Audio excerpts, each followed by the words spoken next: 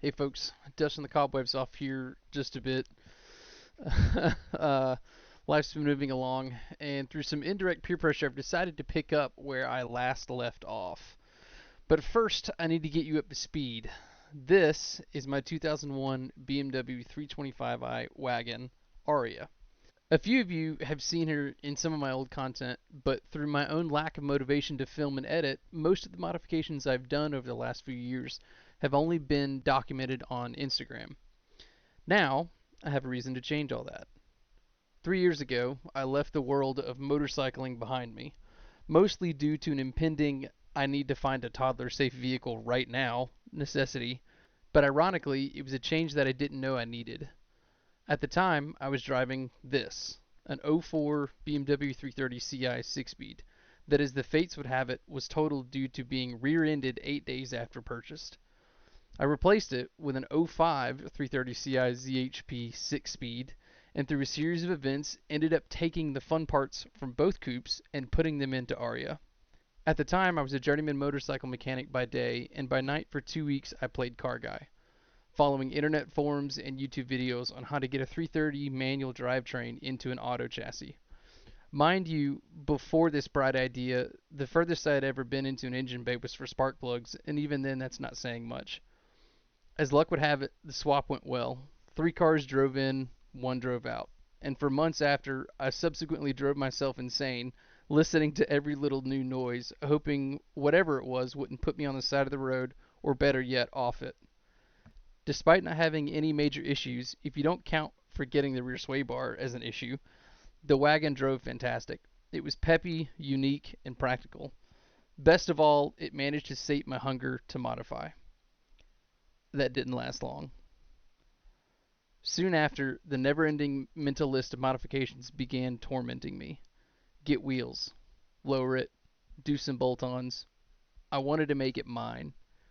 Something that silently whispered at my back when I parked it. Turn around. You know the saying, if you don't look back at it after you park it, you bought the wrong one. That's what I wanted, to get that feeling again. So I caved. I bought wheels. 18-inch VMR CSL replica staggered wheels to be exact. Spacers followed suit, then a CB antenna with a flag that read no step on snack, because why not? Then that voice got a little louder. Park, turn around, laugh, sweet.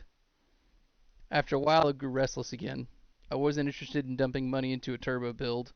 M3 swaps were increasingly more expensive as the months went on, and leaving it stock is just heresy. What if I built a time attack style wagon? Wide body, wing, splitter, skirts, diffuser, all of it. But affording all of those things is an entirely different problem.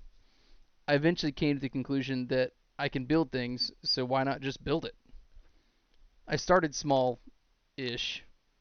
The diffuser came first and took about a weekend. I wanted something substantial, even if I'd never hit speeds high enough to actually gain any benefits from it.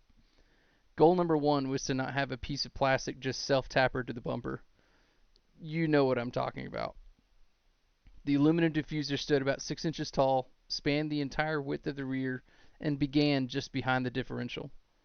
Aluminum side skirts came next, as the underbody profile was a bit weird with just the diffuser, hanging off the back. Naturally, a splitter followed, yet again borrowing from the idea that if I'm going to make it look stupid to some people, it at least better be functional. Chassis mounted and an 1/8 inch thick, it's able to handle a bouncing 200 pounds. Version 1.0. Unique, weird, and hilarious. And like a case of athlete's foot, that itch came back again. It started with being given an '04 Expedition to bring back to life as a secondary emergency vehicle. Milkshake in the oil pan called for a full pull and rebuild. Satisfying the itch with something else that would later benefit my whole family was a good idea, or so I kept telling myself. Then other voices chimed. V8 swap. Just do it. You can make it work. Holly has a standalone kit specifically for that engine. At this point, I was thoroughly enjoying the fruits of my labor. Aria looked great, in my eyes, drove fantastic, and did everything I needed her to do. But they were right. A V8 would be pretty neat in the wagon. I held fast and instead gave myself a new aero project to keep the V8 voices at bay. When's the last time you've seen a chassis mounted wing on a station wagon? WRXs don't count. That's a hatchback and you know it. The wing was a hit and a miss. I made it work, but something just didn't sit right. It held up great. 120 miles an hour with some DIY engineering isn't half bad for a first attempt, but something just wasn't right. Now the diffuser looked too small. So I buckled down for another week and decided if I was going to go full send, I might as well do it now. Goodbye, spare tire carrier. There we go. That looks much better. Kinda. Now the wing mounts look too small. So I designed a new one. Having been working with manual tooling for the last few projects, I bit the bullet and decided to venture into the world of DIY CNC. And just like that, I'm back to gawking after I park. Though, ironically, not nearly as often, as I had decided that if I was going to pursue the idea of a time attack style wagon past version 1, I needed a new daily. Enter Domino the F31. I swear this one will stay stock, mostly. Now that the daily and somewhat backup emergency daily role had been fulfilled should Arya need work, the V8 voices piped up again.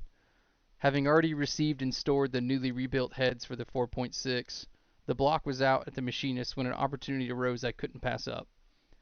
I picked up a 99 Z3 Coupe in Hellrot Red, a literal dream car.